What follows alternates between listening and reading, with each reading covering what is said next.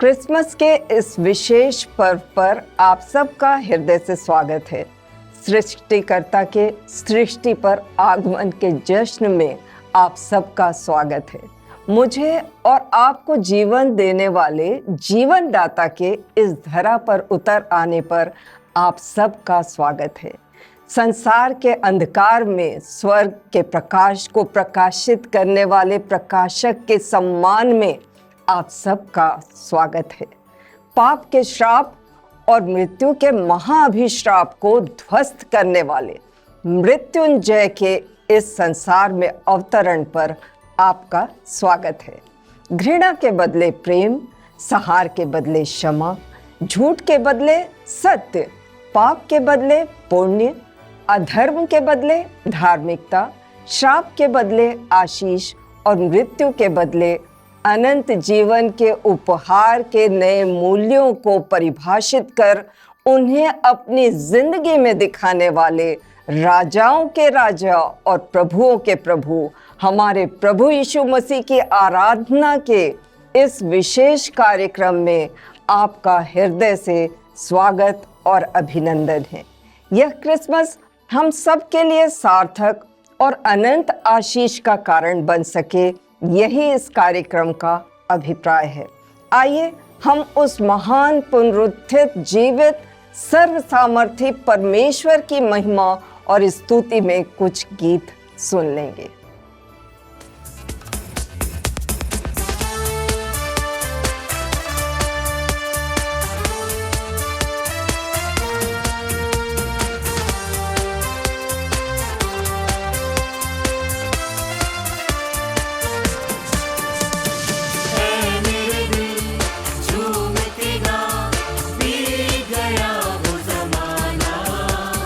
जन्म मसीह इस जग में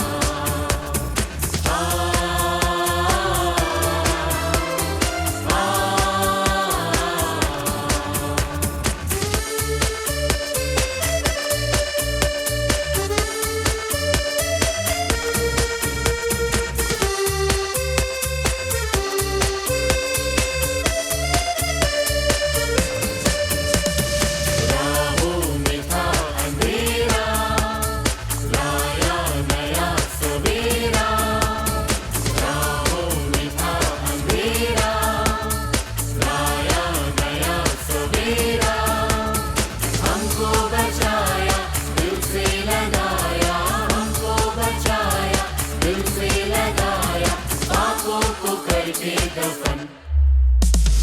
ऐ मेरे दिल झूम के गा, बीत गया वो जमाना, जन्मा मसीह इस जग में, नई मंजिल को है पाना।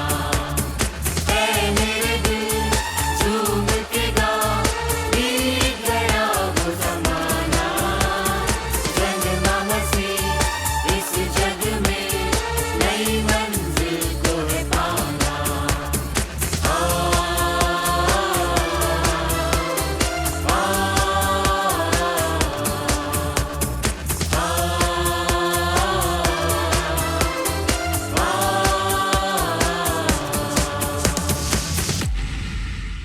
आज जीवित परमेश्वर अपने जीवित वचन बाइबल के द्वारा हमसे बातें करता है। उस सच्चे सर्वशक्तिमान जीवित परमेश्वर के समान ही उसका वचन भी सच्चा, अविनाशी, अटल और अमर है।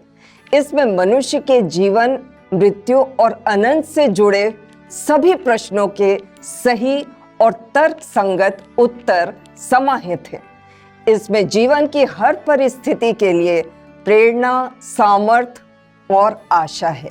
आइए हम परमेश्वर के वचनों की व्याख्या उसके समर्पित और अभिषिक्त दास डॉक्टर अजय लाल के द्वारा सुने। क्रिसमस का ये पर्व आप सबों के लिए आशीष का कारण हो, ऐसी मेरी कामना है। ये अद्भुत, अद्वितीय घटना है जो क्रिसमस की बात जब हम करते हैं, क्योंकि परमेश्वर स्वयं धरती पर उतर आता है। प्रभु यीशु मसीह के जीवन के द्वारा जो यह निष्कलंक और निष्पाप, जिसे परमेश्वर का मेमना कहा गया है, जो जगत के लोगों को, हर एक के लिए उद्धार का मार्ग खोलने के लिए, हमारे पापों की कीमत चुकाने के लिए बलिदान बन करके आता है। यह घटना अद्वितीय है, अद्भुत है। परमेश्वर धरा पर उतर आया है पापियों को बचाने के लिए, पापियों का नाश करने के लिए नहीं, परंतु उद्धार करने के लिए। जो सृष्टि करता है वह सृष्टि का अंग बन जाता है, जो महानतम है वह शून्य हो जाता है। इस संसार में प्रभु यीशु मसीह उद्धार लेकर के आया है, क्षमा लेकर के आया है, परमेश्वर का प्यार लेकर के आया है, मेरे और आपके पापों की कीमत चुकाने के लिए आया है, ताकि हम परमेश्वर की धार्मिकता से भर जाएं और यीशु मसीह का अनुगमन करते हुए अनंत जीवन तक आगे बढ़ते जाएं और इस जीवन के बाद निश्चितता हो स्वर्ग धाम में प्रवेश करने की।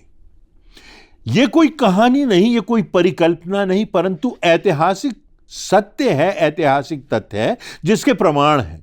प्रभु यीशु मसीह इस संसार में ना आते तो सारा जग पापों की क्षमा के विहीन हो जाता, किसी भी प्रकार की आशा नहीं होती, बाइबल असत्य साबित हो जाती और परमेश्वर सबसे बड़ा उपहास का कारण ठहरता। किंतु क्रिसमस की घटना ने संपूर्ण विश्व को एक आधार दिया, एक आश्वास दिया, एक जीने का कारण दिया। बाइबल में लूका रचित सुसमाचार के 2 अध्याय की 8वीं आयत से 11वीं आयतों में लिखा है, उस देश में कितने गडरिये थे जो रात को मैदान में रहकर झुंड का पहरा देते थे, और प्रभु का तेज उनके चारों ओर चमका। तब स्वर्गदूत ने उनसे कहा, मत डरो, क्योंकि देखो मैं तुम्हें बड़े आनंद का सुसमाचार सुनाता हूं, जो सब लोगों के लिए होगा, कि आज दाऊद के नगर में तुम्हारे लिए एक उद्धारकर्ता जन्मा है, और यही मसीह प्रभु है। परमेश्वर से मनुष्यों का संबंध जोड़ने के लिए प्रभु यीशु मसीह आया। इससे यह स्पष्ट हो गया कि परमेश्वर जगत से प्रेम रखता है।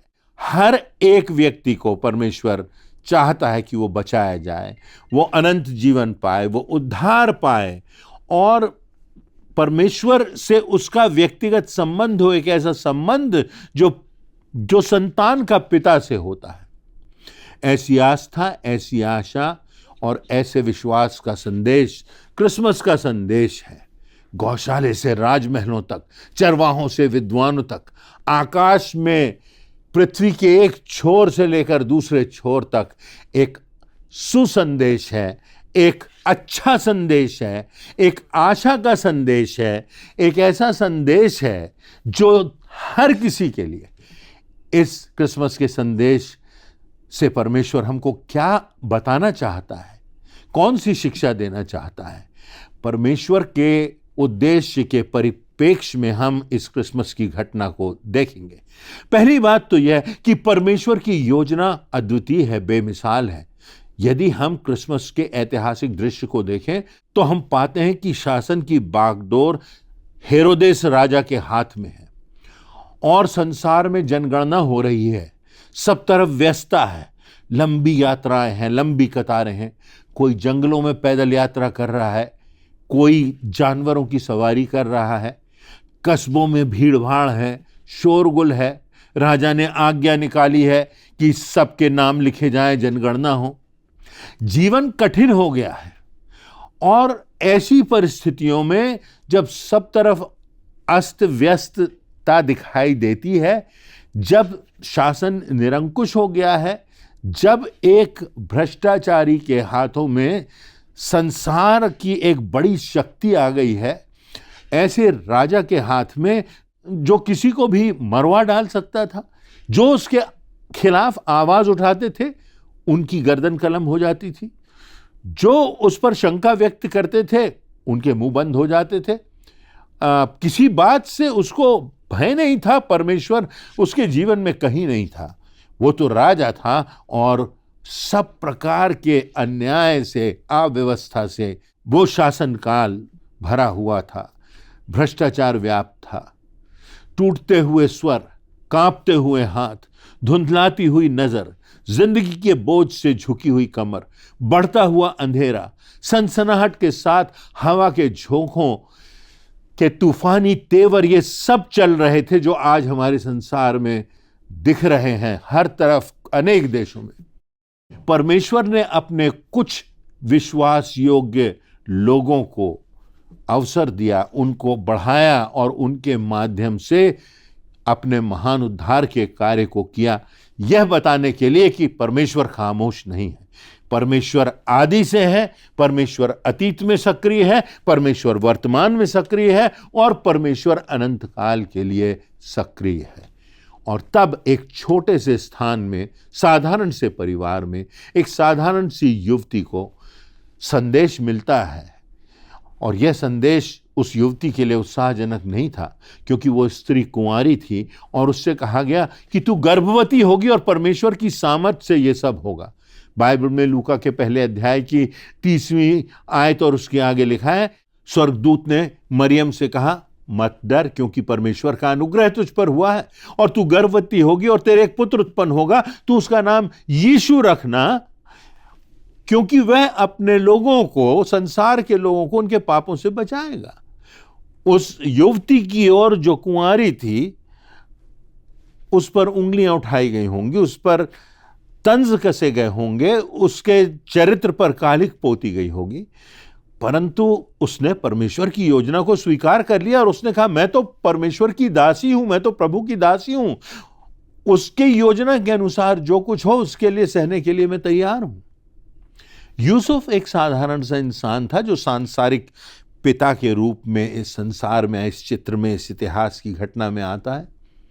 और तब यूसुफ स्वप्न में परमेश्वर के दूत के दर्शन पाकर के मरियम को स्वीकार करता है, ले जाता है और वो एक लंबी यात्रा करते हैं कि नाम लिखाई हो सके, जनगणना में वो सम्मिलित हो सके।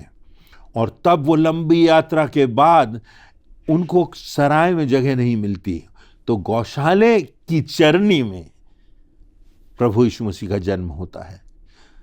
गौशाला किसी बच्चे के जन्म देने की जगह नहीं होती, परंतु ये दीन, ये विनम्र परमेश्वर जो मनुष्यों के रूप में उसका दास बनकर, उद्धारकर्ता बनकर आता है, वो इतना छोटा बन जाता है, इतना विनम्र बन जाता है कि अपने आप को शून्य कर लेता है और गौशाले की चरनी में जन्मता है।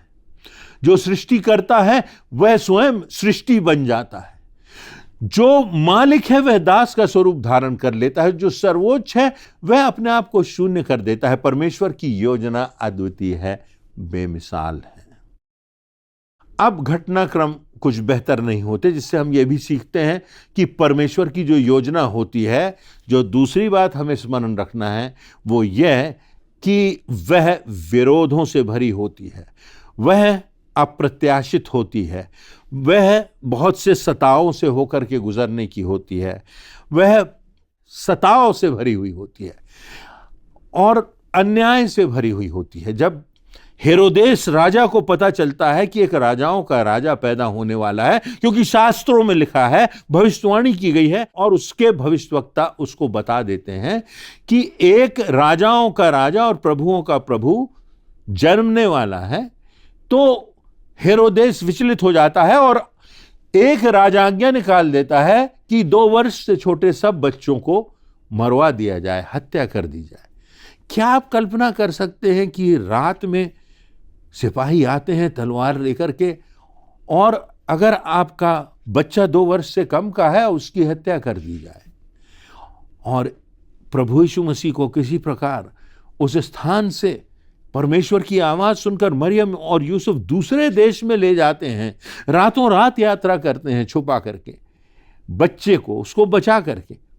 और तब हम पाते हैं कि प्रभु यीशु मसीह का जीवन कठिन रहा, वो भूखा रहा, वो निराहार रहा, उसको प्यास लगी, उसको विश्वासघात हुआ, उसको कोड़े लगाए गए, उसके साथ अन्याय हुआ, उसके ऊपर थूका गया, उसके साथ विश्वासघात हुआ, और अंत में क्या हुआ?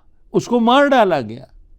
सारी व्यवस्था के जो अगुए थे वो उसके खिलाफ थे, राजा उसके खिलाफ था, शासन उसके खिलाफ था, यहां तक कि उसने आश्चर्य कर्म किए थे, मृतकों को जीवन दिया था, उसने भूखों को खिलाया था, उसने कोढ़ियों को शुद्ध किया था, उसने अनाथों और विधवाओं की सुधि ली थी, उसने अछूतों को छुआ था, गले लगाया था, गिरते हुओं को उठाया था, परमेश्वर के पुत्र और पुत्रियां होने का अधिकार दिया था। परंतु स्वयं उसको किन किन बातों से गुजरना पड़ा, यहां तक कि उसकी हत्या भी हो गई। परंतु उसने मृत्यु को परास्त कर दिया। मृत्यु उस पर प्रबल नहीं हो पाई, क्योंकि वो दिव्यता से परिपूर्ण था, वो आदि, वो अनंत, जिसने सृष्टि की संरचना की, वो प्रभु यीशु मसीह, और उसने मृत्यु पर विजय प्राप्त की, और मृत्यु के बाद तीसरे दिन वो जी उठा, और आज भी वो स्वर्ग में सिंहासन पर विराजमान है। आज भी उसकी सामर्थ जिंदा है, आज भी उसके आश्चर्य कर्म होते हैं, आज भी उसकी पुनरुत्थान की सामर्थ मेरे और आपके लिए जीवित है। कई बार हमारे जीवनों में जब समस्याएं आती हैं, हम खुद निकलने का प्रयास करते हैं, अपनी सोच से, अपनी समझ से, अपनी बुद्धिमत्ता से, अपने संपर्कों से, हमारे स्रोतों से, धन से, पद से, परंतु निकल नहीं पाते। ये समस्याएं सांसारिक भी हो सकती हैं, आत्मिक भी हो सकती हैं, मानसिक भी हो सकती हैं, और हमारी आत्मा के विनाश करने के लिए शैतान की शक्तियां आज बहुत प्रबल हैं। परंतु प्रभु यीशु मसीह की सामर्थ्य यदि हम प्राप्त करते हैं, उसको अपने जीवन में काम करने देते हैं, तो विजय हमारी होती है। हो सकता है कि आज जब आप सुन रहे हैं तो आपके जीवन में कोई समस्या है, आपके जीवन में कोई आशा दिखाई नहीं देती, आपके जीवन में सब तरफ अंधकार है, आप ड्रग्स या अश्लील मूवीज को देखने की मानसिकता से ग्रसित हैं, विभिन्न दुर्व्यसनों में आप लगे हुए हैं, सब प्रकार के नशे में आप लिप्त हैं, आपने अंधाधुंध उधार लेकर के रखा है और आपको नहीं मालूम कि कैसे निकले। आज क्रिसमस का संदेश हमसे कहता है कि तुम्हारे लिए आशा है, तुम्हारे लिए सामर्थ्य वो प्रभु यीशु मसीह की उपलब्ध है। तो आज अवसर है कि हम उस प्रभु यीशु मसीह को देखने का प्रयास करें, उसकी ओर नजर डालें, उसका अध्ययन करें, उसके विषय में जानें कि ये जो राजाओं का राजा और प्रभुओं का प्रभु है, वो अद्वितीय है, वो बेमिसाल है। उसकी सामर्थ्य से असंभव संभव में बदल जाता है। उससे प्रार्थना करें, उससे मांगे। वो कहता है मांगो तो तुम्हें दिया जाएगा, ढूंढोगे तो पाओगे, खटखटाओगे तो तुम्हारे लिए खोला जाएगा। आज भी बार बार वो ये कह रहा है मत डरो, क्योंकि देखो मैं तुम्हारे साथ हूं। आज भी वो कह रहा है कि हे सब बोझ से दबे और थके हुए लोगों, मेरे पास आओ, मैं तुम्हें विश्राम दूंगा। आज क्या आप क्रिसमस के इस संदर्भ में, इस पर्व को मनाते हुए, क्या आप उस प्रभु यीशु मसीह पर विश्वास लाएंगे और उसकी सामर्थ्य को अपने जीवन में उतरने देंगे और उससे प्रार्थना करेंगे, अपने पापों को मान लेंगे, अपने अपराधों को कबूल करेंगे और उस प्रभु यीशु मसीह से कहेंगे कि अब तेरा वचन मेरे हृदय में है और मैं तेरे प्रति आज्ञाकारी होकर चलना चाहता हूं। तो इस संसार में आ गया, निष्पाप जीवन जिया, मेरी खातिर तूने अपनी जान दी, अपना रुधिर बहा के मेरे पापों की कीमत चुकाई। मैं तेरे चरणों में आता हूं, अपने पापों को मानता हूं और अब तेरे पुनरुत्थान की सामर्थ्य मुझ में काम करे, ताकि मैं भी अनंत जीवन पाऊं और इस जिंदगी में मेरा जीवन सार्थक हो सके, मैं कुछ सार्थक कर सकूं। तो क्या हम उसे ठुकरा देंगे या हम उसे स्वीकार करेंगे?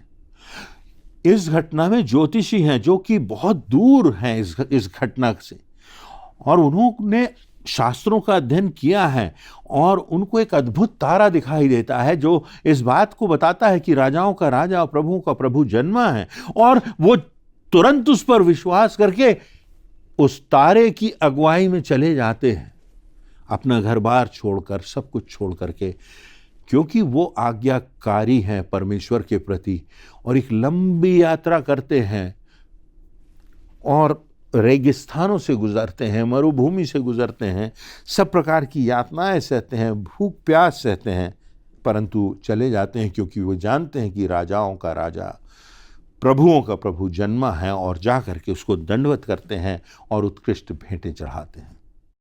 दूसरी ओर गड़रिए हैं, चरवाहे हैं, अछूत है, छोटी जात के हैं, जिनकी कोई गिनती ही नहीं।